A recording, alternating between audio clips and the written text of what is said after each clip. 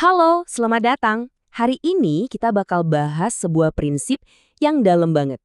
Bisa dibilang ini semacam kaidah emas yang bisa loh mengubah total cara kita ngelihat hidup, ngelihat sukses, dan ketenangan batin. Yuk kita gali lebih dalam, gimana sih caranya memperbaiki akhirat kita itu justru jadi kunci buat memperbaiki dunia kita. Kelihatannya kebalik ya, tapi kita lihat nanti. Coba deh, pernah nggak sih ngerasa capek banget ngejar dunia yang kayaknya nggak ada ujungnya? Kita kerja keras, ngejar target ini itu, bangun karir, rasanya tuh kayak lagi lari di atas treadmill, nggak berhenti-berhenti. Capek banget, tapi kok ya rasanya nggak boleh stop. Nah pertanyaannya, emang ini satu-satunya cara buat hidup bahagia? Apa jangan-jangan ada yang salah? Nah, masalahnya tuh seringkali ada di sini. Di tengah kesibukan kita sehari-hari, kita tuh sering tanpa sadar malah kebalik prioritasnya. Dunia yang harusnya cuma jadi alat atau sarana, malah kita jadiin tujuan utama. Sementara akhirat yang sifatnya abadi malah jadi nomor dua. Atau ya, sekedar sampingan aja. Disinilah kita kayaknya perlu kalibrasi ulang deh, perlu diriset lagi. Islam itu ngajarin kita keseimbangan tapi dengan prioritas yang jelas banget. Ini penting ya, bukan berarti kita harus ninggalin dunia sama sekali, bukan.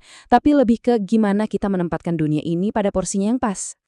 Nah, ayat ini nih fondasinya. Coba deh, perhatiin banget urutannya. Ini krusial. Perintah yang pertama itu, carilah negeri akhirat. Jelas ya? Baru setelah itu, kita diingatin. Dan janganlah kamu melupakan bagianmu dari dunia. Jadi urutannya jelas. Akhirat itu tujuan utama yang harus kita kejar. Dunia itu fasilitas yang kita pakai di perjalanan menuju ke sana. Oke, biar lebih jelas lagi ya. Anggap aja gini, dunia itu kendaraan, mobil kita. Akhirat itu tujuan akhir perjalanan kita. Nah, kalau kita benar-benar paham ini, cara kita pakai mobil ini bakal beda total. Kita bakal pakai mobilnya buat nyampe ke tujuan kan?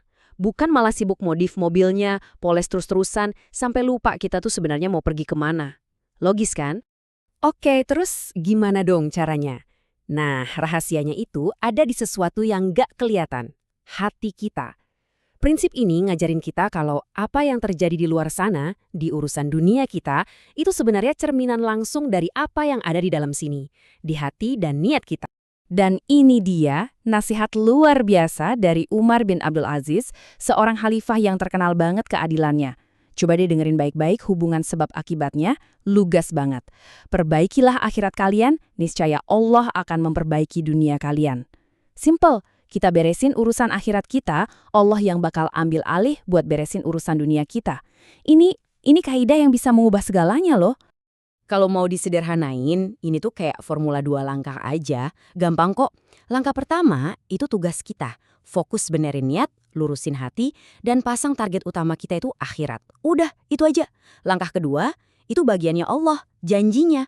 Urusan dunia kita bakal dia rapihin, dia cukupkan, dan dia mudahkan. Tugas kita satu, sisanya biar Allah yang urus. Hadis ini ngejelasin lagi janjinya. Ada 3 hasil luar biasa buat orang yang fokusnya ke akhirat. 1, Allah bakal kasih kekayaan di hatinya. Maksudnya, rasa cukup tenang gitu. 2, urusannya bakal disatukan, jadi gak berantakan, gak bikin pusing. Nah yang ketiga nih, dengerin baik-baik. Dunia bakal datang sendiri ke dia. Bukan kita yang ngos-ngosan ngejar, tapi dunianya yang malah ngikutin kita. Kebayang nggak? Oke. Ini kan kayaknya indah banget ya di teori, tapi praktiknya gimana? Nah, biar gak ngawang-ngawang, kita lihat aja langsung contoh nyata dari orang yang sama, Khalifah Umar bin Abdul Aziz. Beliau ini nggak cuma ngomong doang, tapi benar-benar hidup dengan prinsip ini setiap harinya. Coba kita bayangin suasananya ya. Satu malam, sang khalifah lagi kerja di kantornya. Beliau pakai lampu yang tentunya minyaknya itu dibiayai oleh kas negara. Ya wajar dong kan beliau kerja buat urusan negara. Terus tiba-tiba ada tamu datang. Tapi obrolannya ini bukan soal negara, tapi lebih ke urusan pribadi. Dan coba lihat apa yang langsung dilakukan sama khalifah. Satu tindakan simpel, tapi maknanya dalam banget. Beliau matiin lampu milik negara itu, terus nyalain lampu pribadinya. Loh, kenapa? Ini dia alasannya. Sesimpel tapi setegas ini. Kata beliau, lampu yang tadi itu kan punya negara, punya rakyat. Jadi nggak pantas dipakai buat urusan pribadi. Bayangin, setetes minyak lampu aja beliau perhitungkan. Ini nunjukin gimana beliau ngejaga banget urusan akhiratnya. Bahkan dalam hal-hal yang mungkin buat kita, sepele lah. Terus hasilnya apa? Apa dengan sikap ketat kayak gitu urusan dunia jadi berantakan? Justru sebaliknya, karena beliau fokus banget benerin akhiratnya, Allah langsung yang benerin urusan dunianya, termasuk dunia rakyatnya. Zaman pemerintahan beliau itu dikenal sebagai salah satu masa paling adil dan sejahtera. Sampai-sampai katanya susah nyari orang miskin buat dikasih sedekah. Ini bukti nyata, bukan dongeng. Nah, setelah kita dengar semua ini, kita tuh sebenarnya kayak lagi berdiri di persimpangan jalan. Ini adalah pilihan yang harus kita buat secara sadar setiap hari. Pertanyaannya, kemana fokus utama hidup kita mau diarahkan? Di ayat ini, Allah ngasih kita dua pilihan. Dua paket lah, dengan konsekuensi yang jelas banget. Paket pertama, kejar keuntungan akhirat. Hasilnya, keuntungannya bakal ditambahin sama Allah, plus, seperti yang kita bahas tadi, dunia bakal ngikut. Paket kedua, fokus ngejar keuntungan dunia aja. Hasilnya, ya mungkin dapat sebagian kecil, tapi di akhirat, zong, nggak dapat apa-apa.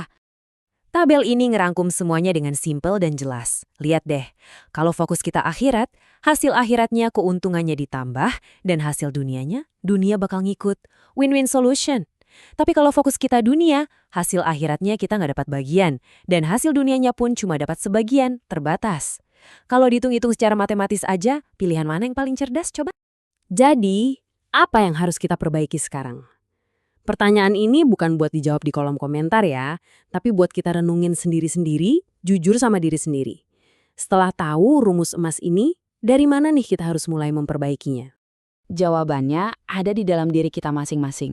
Yuk, kita mulai dari yang paling dasar. Coba perbaiki niat kita di setiap hal yang kita lakuin. Ini buat Allah atau buat dunia sih?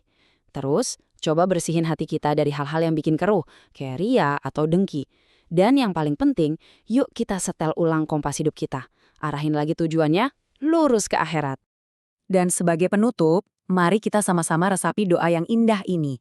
Semoga pembahasan kita hari ini nggak cuma jadi sekedar pengetahuan yang masuk telinga kanan keluar telinga kiri ya, tapi jadi doa, jadi prinsip yang nuntun setiap langkah kita ke depan.